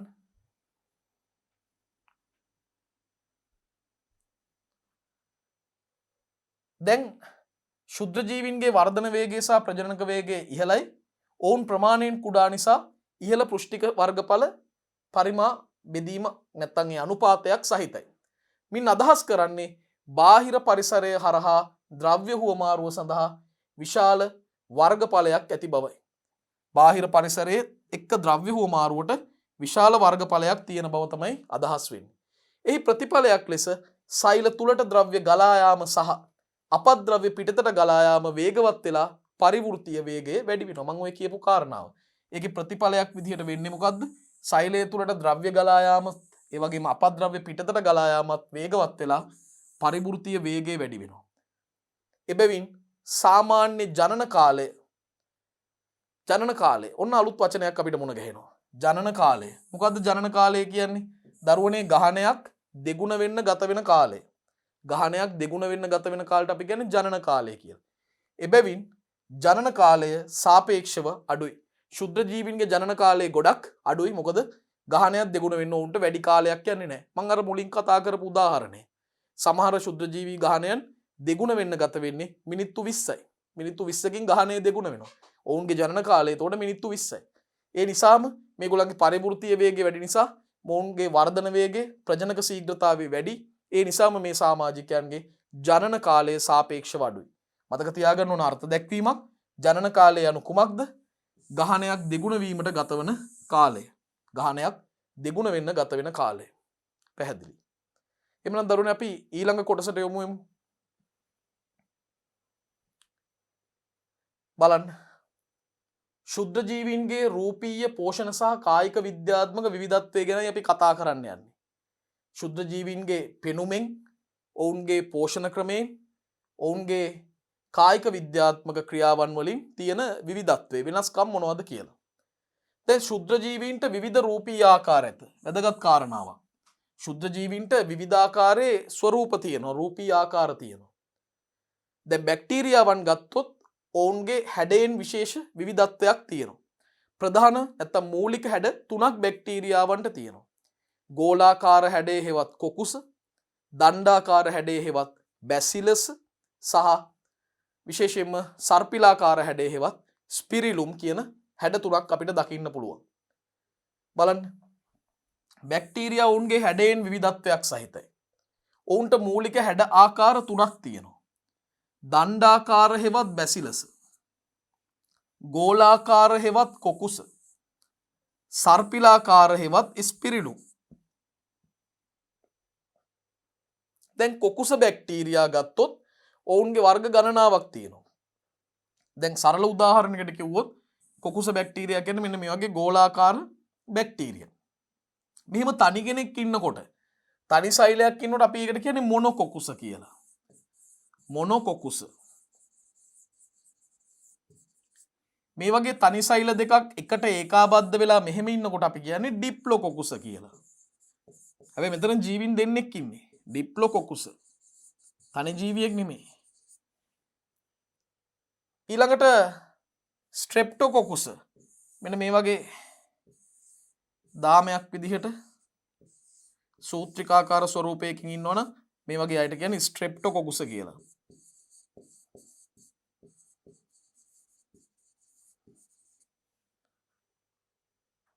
මිදි සමූහයක්, මිදියත්තක මිදි ගෙඩි ටික තියෙනවා වගේ ස්වරූපයක් තියෙනවා නම් කියනවා දරුවනේ ස්ටැපිලොකොකුස කියලා. ඒ වගේම 4 දෙනෙක් මේ වගේ මොනොකොකුස 4ක් එකට එකතු වෙලා දකින්න ලැබෙනවා. අපි ඒකට කියන චතුෂ්කය කියලා. නැත්නම් ටෙට්‍රොකොකුස කියලාත් කියනවා. ඝනකයක ස්වරූපයට මේ බැක්ටීරියා සෛල ඇසිරිලා තියෙනවා නම් ඒකට සාසිනා නැත්නම් සාසිනේ කියලා හඳුන්වනවා. ඉතින් මෙන්න මේ දේවල් ගැනත් අපි තවදුරටත් ගැඹුරින් සාකච්ඡා කරමු. කොකුස බැක්ටීරියා මොනොකොකුස විදිහට, ඩිප්ලොකොකුස විදිහට, ස්ට්‍රෙප්ටොකොකුස විදිහට, ස්ටැපිලොකොකුස විදිහට, චතුෂ්කය, සාසිනා කියලා විවිධාකාර ආකාර වලින් පවතින්න පුළුවන්. කොකුස බැක්ටීරියා, මොනොකොකුස, ඩිප්ලොකොකුස, ඒ වගේම චතුෂ්කය, ස්ට්‍රෙප්ටොකොකුස, ස්ටැපිලොකොකුස සහ සාසිනා කියන ආකාර වලින් අපිට දැක් ගන්නට පුළුවන්. දැන් මේ බැසිල බැක්ටීරියා නැත්නම් බැසිලස් බැක්ටීරියාලා අපිට මුණ ගැහෙනවා මෙන්න මේ විදිහට. ඇත්තටම තනි කෙනෙක් විතරක් ඉන්නවා නම් කියන්නේ මොනොබැසිල කියලා. මොනොබැසිල. එහෙම තනි දෙන්නෙක් එකතු වෙලා මෙහෙම ඉන්නවා නම් එතකොට කියන්නේ ඩිප්ලොබැසිල කියලා. ඒ වගේම සූත්‍රිකාමය ස්වරූපයකින් දාමයක් විදිහට මෙහෙම දකින්න ලැබෙනවා නම් අපි එතකොට කියන්නේ ස්ට්‍රෙප්ටෝබැසිල කියලා. මෙන්න ස්ට්‍රෙප්ටෝබැසිල. යනුව බැසිලස් බැක්ටීරියාලා ඩිප්ලෝබැසිලස් ස්ට්‍රෙප්ටෝබැසිලස් වගේ ආකාරවලින් අපිට මුණ ගැහෙනවා. මේ සර්පිලාකාර බැක්ටීරියා නැත්නම් ස්පිරිලුම් බැක්ටීරියාලා අපිට මුණ ගැහෙන ආකාර තුනකින් විබ්‍රියෝ ඊළඟට ස්පිරිලුම් කියලාම ආකාරයකුත් තියෙනවා අනිත් එක ස්පයිරෝකීටා. ඉතින් ආකාර තුනක් තියෙනවා සර්පිල බැක්ටීරියා විබ්‍රියෝ ස්පිරිලුම් ස්පයිරෝකීටා කියලා. ආකාර තුනකින් අපිට දක්වන්නට පුළුවන්. එhmenan දරුවනේ මෙන්න මේ කොටස තුල අපි සාකච්ඡා කරලා තේරුම් ගත්ත වැදගත් දේ තමයි ශුද්ධ ජීවීන්ට විවිධ රූපී ආකාර තියෙනවා. අපි බැක්ටීරියා ගැන මුලින්ම කතා කරා. බැක්ටීරියාවන්ට මූලික හැඩ ආකාර තුනක් තියෙනවා. ගෝලාකාර හේවත් කොකුස, දණ්ඩාකාර හේවත් බැසිලස්, ඒ වගේම සර්පිලාකාර හේවත් ස්පිරිලුම් කියලා. එතනදී අපි කොකුස බැක්ටීරියා තවදුරටත් වර්ගීකරණය කළා. මොනොකොකුස, ඩිප්ලොකොකුස, ඒ වගේම චතුෂ්කය, ස්ට්‍රෙප්ටොකොකුස, ස්ටැපිලොකොකුස, සාසිනා කියලා. බැසිලස් බැක්ටීරියා තවදුරටත් වර්ග කළා. මොනොබැසිල, ඩිප්ලොබැසිල, ඒ වගේම ස්ට්‍රෙප්ටොබැසිල කියලා. සර්පිල බැක්ටීරියාවන් දරුවනේ නැවත වර්ග කරා විබ්‍රියෝ ස්පිරිලුම් ස්පයිරෝකීටා කියලා. අපි ඊළඟ කොටසට යමු. ඒකසෛලික සිට දිගු බහුසෛලික සූත්‍රිකා ආකාර දක්වා සයනොබැක්ටීරියා විශාල පරාසයක හැඩ හා සැකසීම් ප්‍රදර්ශනය කරයි. බලන්න ඒකසෛලිකයන්ගේ ඉඳලා දිගු බහුසෛලික සූත්‍රිකා බහුසෛලික සූත්‍රිකා ආකාර දක්වා සයනොබැක්ටීරියාවන්ගේ විශාල පරාසයක හැඩ සැකසීම් අපිට දකින්න පුළුවන්. මේ බහුසෛලික සයනොබැක්ටීරියා සූත්‍රිකාකාර වගේම සූත්‍රිකා නොවන ආකාරයෙන්ුත් අපිට පරිසරය තුල මුණ ගැහෙනවා. ආකාර දෙකකින් දකින්න පුළුවන්. මේ බහුසෛලික සයනොබැක්ටීරියාවන් සූත්‍රිකාකාර සූත්‍රිකාමය නොවන. දැන් සූත්‍රිකා ආකාර දාම විදිහට දකින්න පුළුවන්. චේන් එකක් විදිහට දාමයක් විදිහට. සූත්‍රිකාමය නොවන ආකාර අපිට ක්‍රම කීපයකින් මුණ ගැහෙනවා. සමහරු ගෝලාකාර විදිහට, සමහරු ඝනාභ විදිහට, සමහරු චතුරස්‍රාකාර විදිහට, තවත් සමහරු අක්‍රමවත් හැඩ ආකාරයෙන් ගොනු වෙච්ච එහෙම නැත්නම් ඝනාවාස විදිහට දකින්න පුළුවන්. මෙන්න මේ ආකාර ටික මතක තියාගන්න ඕනේ. සූත්‍රිකා ආකාර මුණ ගැහෙන්නේ දාම විදිහට. සූත්‍රිකාමය නොවන ආකාර මුණ ගැහෙනවා ගෝලාකාර, ඝනාභ, චතුරස්‍රාකාර, අක්‍රමවත් හැඩ ආකාරයෙන් ගොනු විදිහට හෝ ඝනාවාස විදිහට අපිට මුණ ගැහෙනවා. දැන් ප්‍රෝටීනමය ආවරණයේ තියෙන සමමිතිය අණුව ඒ සමමිතිය මත පදනම් වෙලා වෛරස් වලටත් ප්‍රධාන රූපී ආකාර දෙකක් තියෙනවා. එකක් තමයි බහුතල නැත්නම් අයිකෝසහේඩ්‍රල්, අනිත් එක හේලික්සීය හෙවත් හෙලිකල්. එතකොට මේ හැඩ දෙක තීරණය වෙන්නේ ප්‍රෝටීන ආවරණයේ තියෙන සමමිතිය පදනම් කරගෙන. මොනවද හැඩ දෙක? බහුතල හැඩය අයිකෝසහේඩ්‍රල්, ඒ වගේම හෙලිකල් හේලික්සීය හැඩය. මෙන්න මේ හැඩ ගැනත් ඔබ අවබෝධ කරගන්න ඕනේ. දැන් එහෙනම් මේ කොටස තුල අපිට ඉගෙන ගන්න තියෙන අපි මතක තියාගන්න ඕන වැදගත් කාරණාව මොකද්ද? ඒකසෛලික සිට බහුසෛලික දිගු බහුසෛලික සූත්‍රිකා ආකාර ලෙස සයනොබැක්ටීරියාවන්ගේ දිගු පරාසයක හැඩ සැකසුම් අපිට දකින්න පුළුවන්. දැන් බහුසෛලික සයනොබැක්ටීරියා ගත්තොත් ඔවුන් ආකාර දෙකකට බෙදන්න පුළුවන්. සූත්‍රිකාකාර සහ සූත්‍රිකාමය නොවන. දැන් සූත්‍රිකාකාර ඒවා දාම විදිහට තමයි සකස් වෙලා තියෙන්නේ. සූත්‍රිකාමය නොවන සයනොබැක්ටීරියා කාණ්ඩ කොහොමද ඉන්නේ? ඔවුන් ගෝලාකාර ලෙස, එහෙම නැත්නම් ඝනාභ ලෙස, චතුරස්‍රාකාර ලෙස, එහෙම නැත්නම් අක්‍රමවත් ලෙස, අක්‍රමවත් හැඩයෙන් සමන්විත ගොනු හෝ ඝනාවාස විදිහට අපිට මුණ ගැහෙනවා. ප්‍රෝටීන ආවරණයේ තියෙන සමමිතික බව පදනම් කරගෙන වෛරස් රූපී ආකාර දෙකකට වෙන් කරන්න පුළුවන්. එක වර්ගයක් තමයි බහුතල හේවත් අයිකෝසහේඩ්‍රල්, අනිත් එක හෙලිකල් හේවත් හේලික්සීය හැඩය. හේලික්සීය හැඩය. මීළඟ කොටසට අපි යමු. දැන් දිලීර ගත්තොත් සමහර සමාජිකයෝ ඒකසෛලිකයන් විදිහට තමයි අපිට පරිසරය තුල හම්බ වෙන්නේ. දිලීර සමහරක් ඒකසෛලිකයි. තවත් සමහරක් බහුසෛලිකයි. දැන් ඒකසෛලික දිලීර වලට හොඳම උදාහරණයක් තමයි අපි සාකච්ඡා කරපු සැක්‍රොමයිසස් නැත්නම් ඊස්ට් කියන කෙනා. අපි මේවා ගැන සාකච්ඡා කරා දරුවනේ විශේෂයෙන්ම තුන්වන පාඩමේ ජීවින්ගේ විවිධත්වය සහ පරිණාමයේදී. එතකොට දිලීර සමහරක් ඒකසෛලිකයි, තවත් සමහරක් බහුසෛලිකයි කියන කාරණාව අපි මතක තියාගමු. ඊළඟට සූත්‍රිකා ලෙස හඳුන්වන සියුම්, ඒ වගේම නාලාකාර, ශාකනය වෙච්ච නූල්වැනි ගොනුවක් තියෙනවා. ඒ ගොනුවකින් යුක්තයි මේ සූත්‍රිකා කියන ව්‍යුහ. ඒවා එකට ගත්තම අපි දන්නවා ඒකට කියන නම මොකද්ද? මයිසීලියම සාධනෝ. සූත්‍රිකා ලෙස හඳුන්වන සියුම් නාලාකාර ශාකනය වූ නූල්වැනි ගොනුවකින් යුක්තයි. එක්ව ගත් විට මයිසීලියම සාධනෝ. මේ සූත්‍රිකා සාවාර හෝ නිරාවාර විය හැකි. ඔබට මතකයි මොකද්ද මේ සාවාර කියන්නේ? සාවාර කියන්නේ මෙහෙම හරස් බිත්ති නැත්තම් හරස් ආවාර සහිත නම් අපි කියන්නේ සාවාරයි කියලා. එහෙම හරස් ආවාර නැතුව තියෙනවා නම් එතකොට කියන්නේ නිරාවාර කියලා. මෙන්න සාවාර తත්වය නියෂ්ටි පිහිටනෝ. මෙන්න නිරාවාර తත්වය.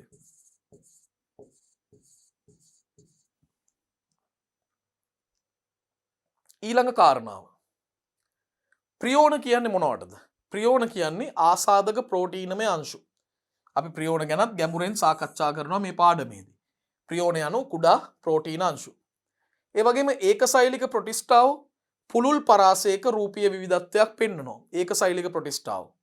දැන් හොඳම උදාහරණ තමයි ඇමීබා, පැරමීසියම් වගේ සමාජිකයෝ. ඒ දෙගොල්ලොම ඒකසෛලික ප්‍රොටිස්ටාවන්. නමුත් පෙනුමෙන් ගොඩක් ලොකු වෙනසක් තියෙනවා. ඒ නිසා ඒකසෛලික ප්‍රොටිස්ටාව පුළුල් පරාසයක රූපීය විවිධත්වයක් දක්වනවා. මොලිකියුටයන් කියලා අපි අලුතෙන් ඉගෙන ගන්න කාණ්ඩයක් තියෙනවා. ඒගොල්ලන්ටත් බහුරූපීයයි. ඒ කියන්නේ විවිධ හැඩති ආකාර දකින්න පුළුවන්. මොලිකියුටයන් බහුරූපී. දැන් දරුවනේ මෙතනින් අපි සාරාංශයකට ආවොත් දිලීර සමහරක් ඒකසෛලිකයි, අනිත් සමහරක් ඒවා බහුසෛලිකයි. දිලීරවල සූත්‍රිකා ලෙස හඳුන්වන සියුම් නාලාකාර ශාකනය වූ නූල් වැනි ගොනුවකින් යුක්තයි. ඒවා එකතු කරපුවාම එක්ව ගත්වල මයිසීලියම කියලා හඳුන්වනවා. මේ සූත්‍රිකා හරස් බිත්ති සහිත වුණොත් සාවාරයි, හරස් බිත්ති නොමැති වුණොත් නිරාවාරයි. ප්‍රියෝණ කියන්නේ කුඩා ප්‍රෝටීනමය අංශු. ඒ වගේම ඒකසෛලික ප්‍රොටිස්ටාවන් පුළුල් රූපීය විවිධත්වයක් පෙන්වනවා. මොලිකියුටේනුත් බහුරූපීය ස්වභාවයකින් අපිට දකින්න පුළුවන්. ඒ වගේම ශුද්ධ ජීවීන්ට විවිධ පෝෂණ ආකාර දකින්නත් පුළුවන්. ශුද්ධ ජීවීන්ට විවිධාකාර පෝෂණ ආකාර පවතිනවා දරුවෝ. අපි බලමු මොනවද ඒ කියලා.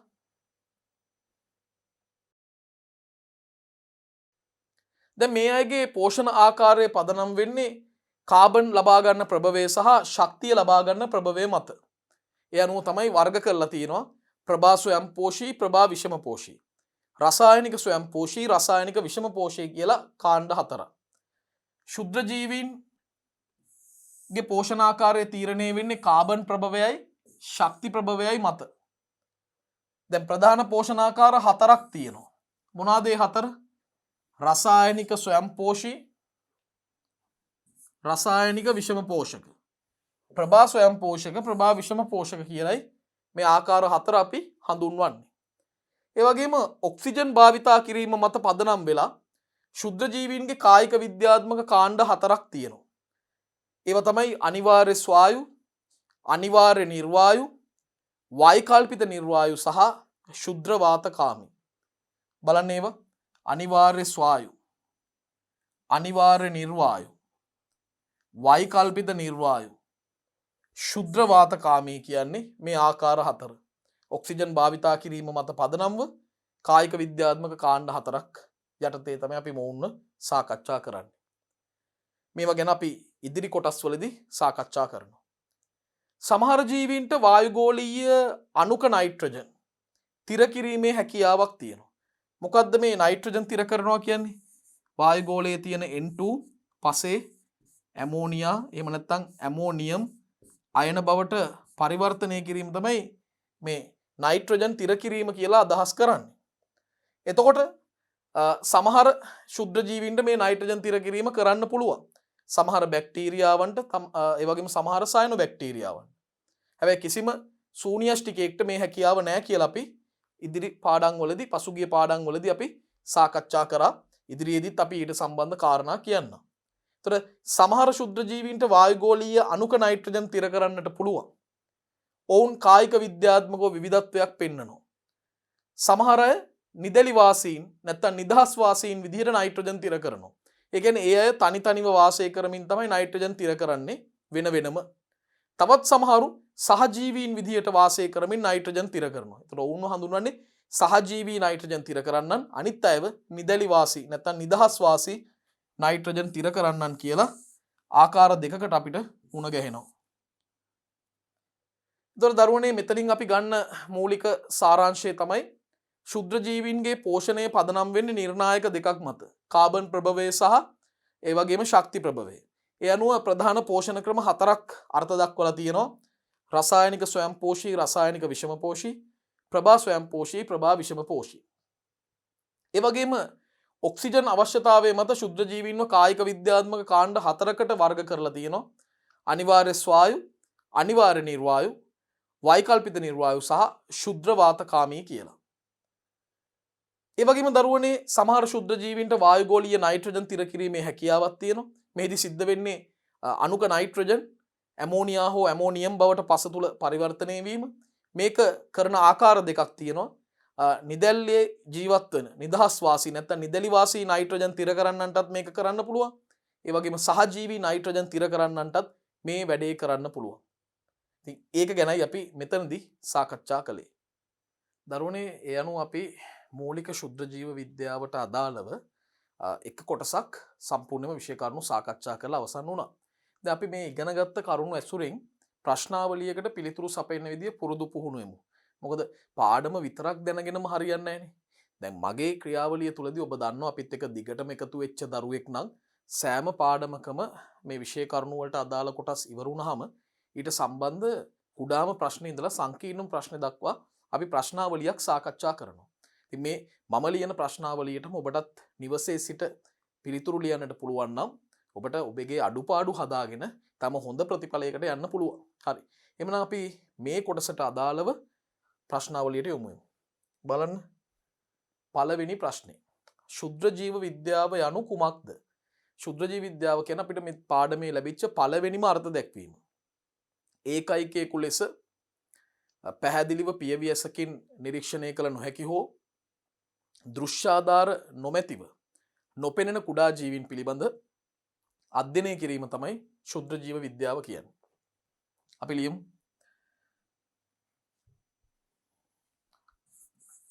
ඒකයිකයෙකු ලෙස පැහැදිලිව පියවියසට නිරීක්ෂණය කළ නොහැකි හෝ ඒකයිකයෙකු ලෙස පැහැදිලිව පියවියසට නිරීක්ෂණය කළ නොහැකි හෝ දෘශ්‍යාධාර නොමැතිව නොපෙනෙන කුඩා ජීවීන් පිළිබඳ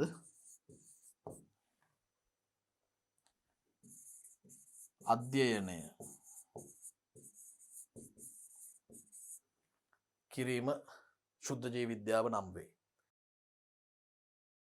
බලන්න. ඒකයිකයෙකු ලෙස පැහැදිලිව පියවියසට නොපෙනෙන හෝ නැත්නම් පියවියසෙන් නිරීක්ෂණය කළ නොහැකි හෝ දෘශ්‍යාධාර නොමැතිව නොපෙනෙන කුඩා ජීවීන් පිළිබඳ අධ්‍යයනය කිරීම තමයි ශුද්ධ ජීව විද්‍යාව කියලා අදහස් කරන්නේ. ඒක තමයි අපේ පළවෙනි ප්‍රශ්නෙට දෙන්න පුළුවන් පිළිතුර. මේක අර්ථ දැක්වීමක්. ඒ නිසා මේ අර්ථ දැක්වීම දරුවනේ හොඳින් පාඩම් කරගන්න ඕනේ. එකපාරක් කියමු මාත් එක්ක. ඒකයිකයෙකු ලෙස පැහැදිලිව පියවියසට නිරීක්ෂණය කළ නොහැකි හෝ දෘශ්‍යාධාර නොමැතිව නොපෙනෙන කුඩා ජීවීන් පිළිබඳ අධ්‍යයනය කිරීම. එහෙනම් අපි දෙවැනි ප්‍රශ්නයට යමු වෙමු. ප්‍රධාන ශුද්ධ ජීවී කාණ්ඩ නම් කරන්න. දැන් ප්‍රධාන ශුද්ධ ජීවී කාණ්ඩ ගණනාවක් තියෙනවා අපි ලියාගෙන යමු. බැක්ටීරියා, ආකියා, ඒ වගේම සයනෝබැක්ටීරියා. මේ සයනෝබැක්ටීරියාවන්ටම තමයි නීල හරිත ඇල්ගේ කියලා කියන්නේ. ඒ වගේම ප්‍රොටිස්ටා, දිලීර, මිට අමතරව වෛරස, ප්‍රියෝන, වෛරොයිඩ්, ඒ වගේම මොලිකියුටයින්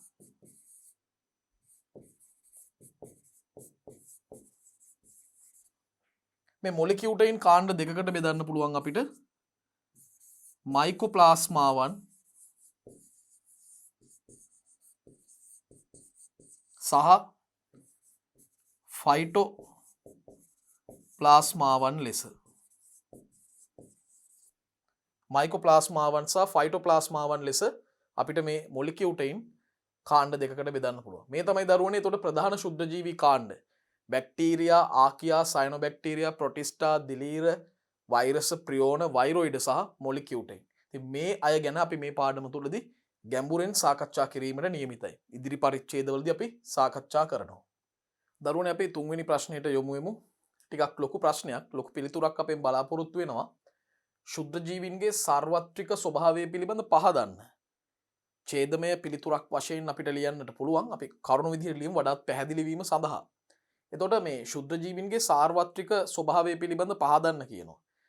පළවෙනිම දේ තමයි ශුද්ධ ජීවීන් පෘථිවිය මත සාර්වත්‍රිකයි.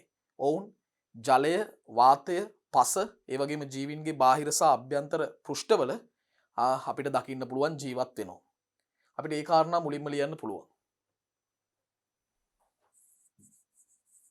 පෘථිවිය මත ශුද්ධ ජීවීන් සර්වත්‍රිකයි. සර්වත්‍රික වේ. ඔවුන් ජලය, වාතය, පස හා ජීවීන්ගේ බාහිර හා අභ්‍යන්තර පෘෂ්ඨවල ජීවත් වේ. පෘථිවිය මත ශුද්ධ ජීවීන් සාර්වත්‍රිකයි. ඔවුන් ජලය, වාතය, පස සහ ජීවීන්ගේ බාහිර හා අභ්‍යන්තර පෘෂ්ඨවල ජීවත් වෙනවා. ඒ වගේම දරුවනේ සාගර, ඒ වගේම මිරිදිය ජලාශවල දකින්න ලැබෙන ආහාර දාම.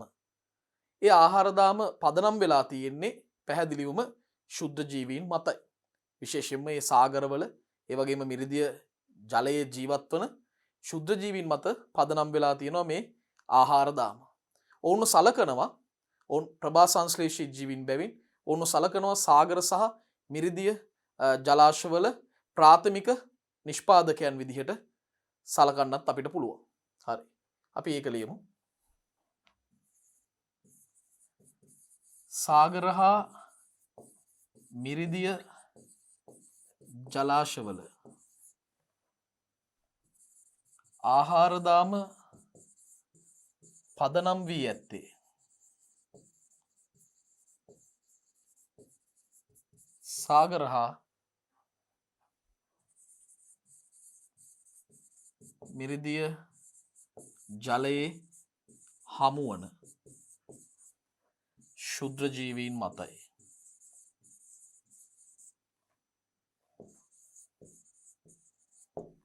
ඔවුන් ප්‍රභා සංශ්ලේෂී ජීවීන් වේ. සාගර හා මිරිදිය ජලජ පරිසරවල පරිසර පද්ධති ඇත්තන්ම ජලජ පරිසර පද්ධතිවල ප්‍රාථමික නිෂ්පාදකයන් වේ.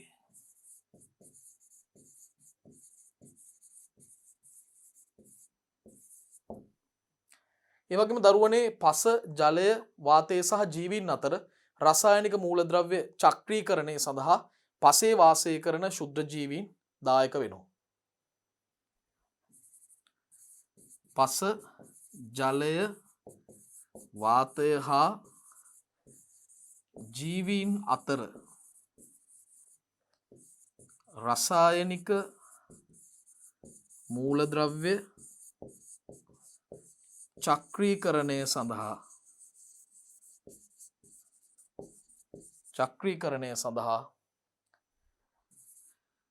පසේ ජීවත් වන නැත්නම් පසේ වාසය කරන ශුද්‍ර ජීවීන්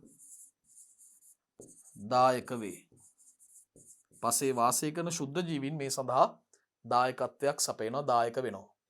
ඒ වගේම දරුවනේ මේ ජෛව ඒරෝසොල නැත්නම් ජෛව වාතිලන ආකාරයෙන් හැසිරෙන ශුද්ධ ජීවීන්ට මේ වායු ධාරාවන් ඔස්සේ දිගු දුරකට ගමන් කරන්න පුළුවන්.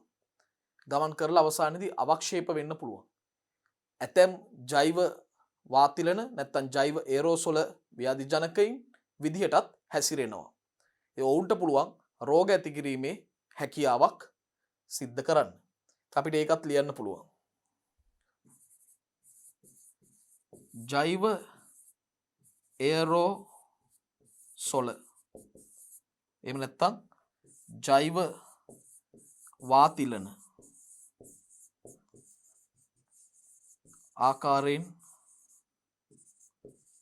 ආකාරයෙන්ද ශුද්ධ ජීවීන්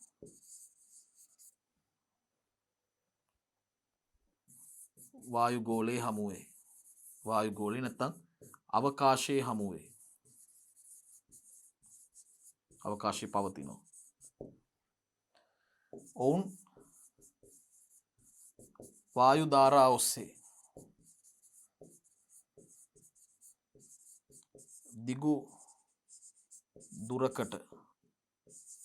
දිගු දුරකට ගමන් කර අවක්ෂේප විය හැකිය. දැන් ව්‍යාධි ජනක ජෛව ඒරෝසොල මගින් ධාරක ජීවීන්ට රෝග ඇති කිරීමටත් අවස්ථාවක් තියෙනවා. ව්‍යාධි ජනක ජෛව ඒරෝසොල මගින් රෝග ඇති කිරීමේ අවස්ථාවක් ද පවතී.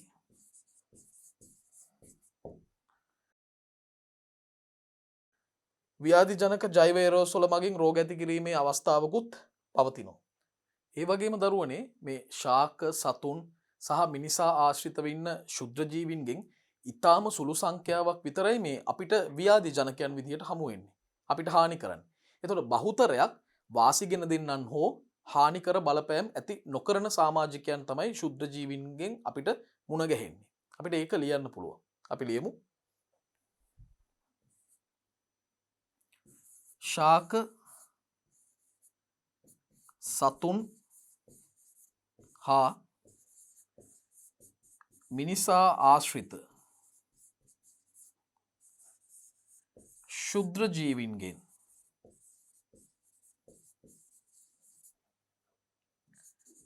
සුළු සංඛ්‍යාවක් පමණක්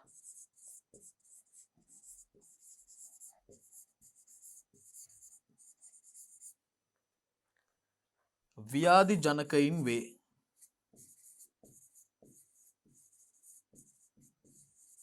ව්‍යාධි ජනකයින් වේ. බහුතරයක්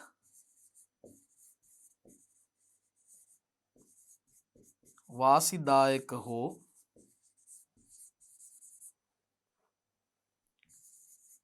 හානිකර නොවන ජීවීන් වේ. ඒ කියන්නේ බහුතරයක් ශුද්ධ ජීවීන් වාසිදායක හෝ හානිකර නොවන ශුද්ධ ජීවීන් විදිහට තමයි අපිට දකින්නට ලැබෙන්නේ.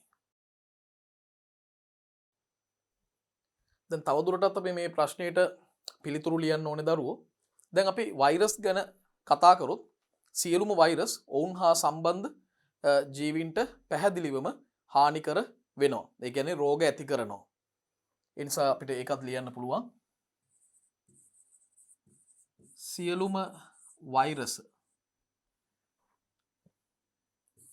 සියලුම වෛරස ඔවුන් හා සම්බන්ධ ජීවීන්ට හානි පමුණවනවා. ශාකයක් වුණත් සතෙක් වුණත් මිනිසාට වුණත් හානි පමුණවනවා. දරුවනේ ඒ වගේම බොහෝමයක් ජීවින්ට ජීවත්වීමට නොහැකි ඉතා කටුක පරිසරවල වාසය කරන සමහර සාමාජිකයන් ඉන්නවා. බොහොමයක් ජීවීන් මියයාමට ලක්වන හෝ ජීවත්වීමට ඉතාම අපහසු කටුක නැත්තං ආන්තික පරිසරවල ජීවත්වීමේ හැකියාවක් සමහර ශුද්ධ ජීවීන්ට තියෙනවා. ඒ ජීවින් අපි හඳුන්වන්නේ ආන්තකාමී ශුද්ධ ජීවින් කියලා. සමහර ජීවීන් මරණයට පත්වන හෝ ජීවත්වීමට නොහැකි කටුක එහෙම නැත්තම් ආන්තික පරිසරවල ජීවත්වීමට ඇතැම් ශුද්ධ ජීවීන්ට හැකියාවක් ඇත. ඇතැම් ශුද්ධ ජීවීන්ට හැකියාවක් ඇත. ඔවුන් ආන්තකාමී ශුද්ධ ජීවීන් වේ. ආන්තකාමී ශුද්ධ ජීවීන් වේ. දැන් මොවුන් වාසය කරන ආන්තකාමී පරිසර මොනවද දරුවෝ? දැන් මේ අයට වාසය කරන්න පුළුවන් ඉහළ පීඩන සහිත ගැඹුරු මුහුදවල් වල මොවුන් වාසය කරනවා. අපිට ඒවා ලියන්න පුළුවන්. මෙවැනි ආන්තකාමී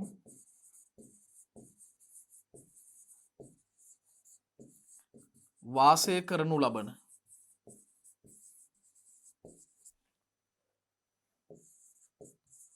ආන්තික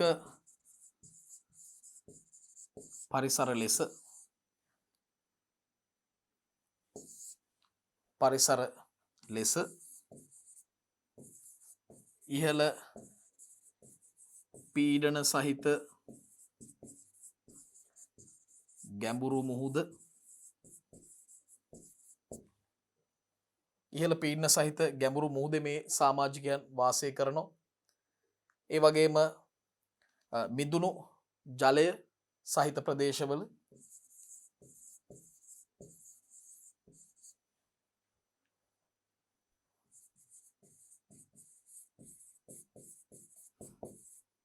මිදුණු ජලය සහිත ප්‍රදේශවල ඒ වගේම ඉහළ උෂ්ණත්වයක් පවතින ස්ථාන විශේෂයෙන්ම ගිනි කඳු උණු දිය උල්පත් ආශ්‍රිතව ඉහළ උෂ්ණත්වයක් පවතින ගිනි කඳු ඒ වගේම උණු දිය උල්පත් ආශ්‍රිතව ඒ වගේම අධික ලවණතාවයක් පවතින පරිසරවල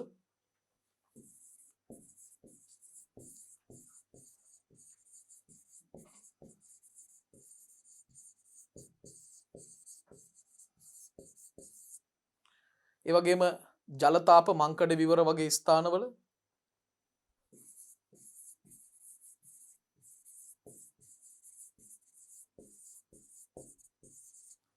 ඒ වගේම නිර්වායු තත්ත්ව යටතේත් ජීවත් වෙනවා.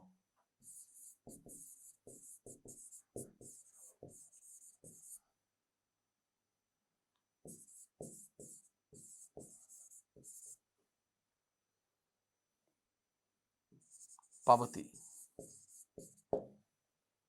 බලන්න ඉහළ පීඩන සහිත ගැඹුරු මුහුද මිදුණු ජලය සහිත ප්‍රදේශවල ඉහළ උෂ්ණත්වයක් පවතින ගිනි කඳු උණු දිය උල්පත් ආශ්‍රිතව ඒ වගේම අධික ලවණතාවයක් ඇති පරිසර ජලතාප මංකඩ විවර ඒ වගේම නිර්වායු තත්ත්ව යටතේත් මේ සමාජිකයන් වාසය කරනවා.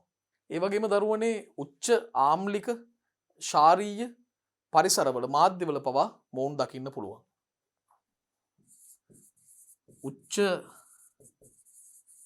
ආම්ලික හෝ භාෂ්මික නැත්තම් ශාරීය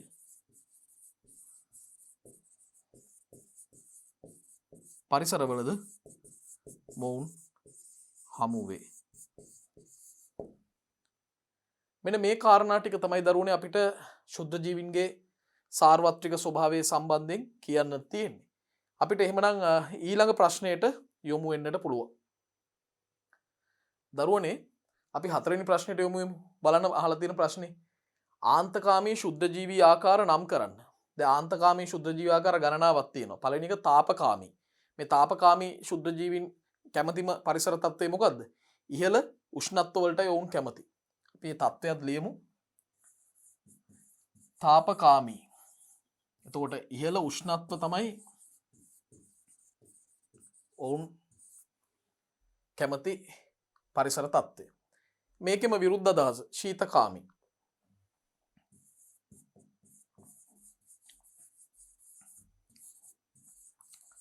පහත් උෂ්ණත්ව තමයි ශීතකාමීන් වඩාත් ප්‍රිය කරන්නේ. ඊළඟට අපිට අම්ලකාමී ඒ වගේම භෂ්මකාමී නැත්නම් ශාරීය කාමී ඒ කාණ්ඩ දෙකක් කියන්න පුළුවන්. අම්ලකාමී ආම්ලික pH තත්ත්ව වලට තමයි කැමැත්තක් දක්වන්නේ. නැත්නම් භෂ්ම නැත්නම් ශාරකාමී. භාෂ්මික pH අගයන් වලට තමයි නැඹුරුතාවයක් දක්වන්නේ. ඒ වගේම ලවණකාමී. ලවණකාමී ජීවීන් සෝඩියම් ක්ලෝරයිඩ් අවශ්‍යයි.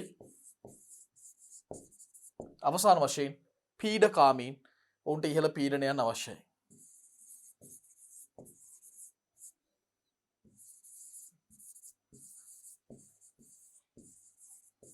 ඉහළ පීඩන අවශ්‍ය වෙනවා. හරි. එමනම් දරුවනේ අපිට යන්න පුළුවන් පස්වෙනි ප්‍රශ්නයට. ජනන කාලය කියන්නේ මොකක්ද? දරුවනේ හරිම සරලයි. ගහනයක් දෙගුණ වීමට ගතවන කාලයට තමයි අපි කියන්නේ ජනන කාලය කියලා. දැන් ශුද්ධ ජීවීන්ගේ මේ කාලය ගොඩක් අඩුයි. මොකද ඔවුන්ගේ ශේෂ්ඨ ඵලයේ බෙදීම පරිමාව අනුපාතය ඉහළ අගයක් ගන්න නිසා. ගහනයක් දෙගුණ වීමට ගතවන කාලය. ඒකට තමයි අපි ජනන කාලය කියලා කියන්නේ. ගහනයක් දෙගුණ වීමට ගතවන කාලය.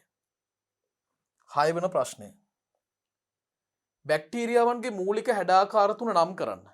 ගෝලාකාර හේවත් කොකුස, දණ්ඩාකාර හේවත් බැසිලස, සර්පිලාකාර හේවත් ස්පිරිල්ලුම්. හරි. අපි ලියමු.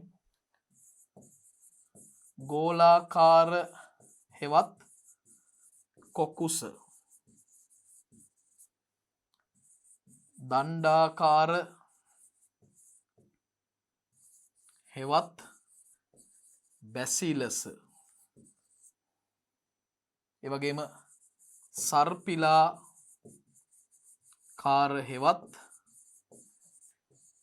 ස්පිරිල්ලුම්. මෙන්න මූලික හැඩ ආකාර තුන. අපි මේ හැඩ ගැන ඉතාම ගැඹුරෙන් සාකච්ඡා කරනවා ඉදිරි පරිච්ඡේදයකදී.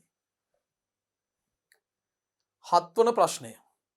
එක් එක් බැක්ටීරියා හැඩ ආකාරවලට අයත් කාණ්ඩ නම් කරන්න. එක් එක් බැක්ටීරියන්ගේ හැඩ ආකාරවලට අයත් කාණ්ඩ නම් කරන්න. මොනවද කාණ්ඩ? දැන් අපි ගත්තොත් කොකුස ගත්තොම කොකුස වල තමයි ගොඩක් සමාජිකයෝ ඉන්නේ. මොනොකොකුස,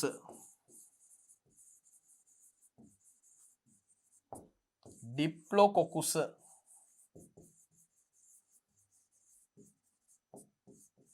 චතුෂ්කය, ස්ට්‍රෙප්ටොකොකුස,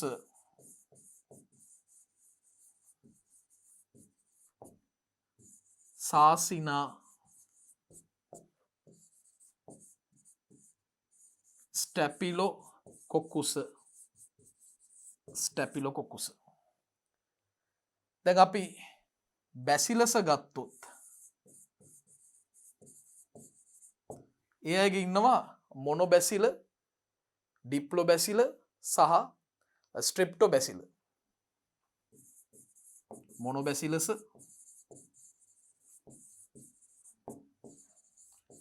ඩිප්ලොබැසිලස,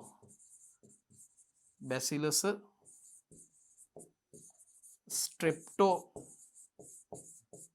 බැසිලස්. ඒ වගේම අපි ස්පිරිල්ලුම් ගත්තොත් මෙතන ඉන්නවා වර්ග තුනක්. විබ්‍රියෝ ස්පිරිල්ලුම්ම කියලත් වර්ගයක් ඉන්නවා. ඒ වගේම ස්පයිරොකීටා.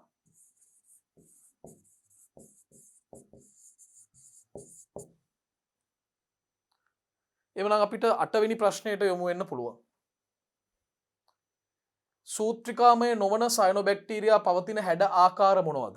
දැන් සූත්‍රිකාමය ආකාර නම් ඉන්නේ දාම විදිහට.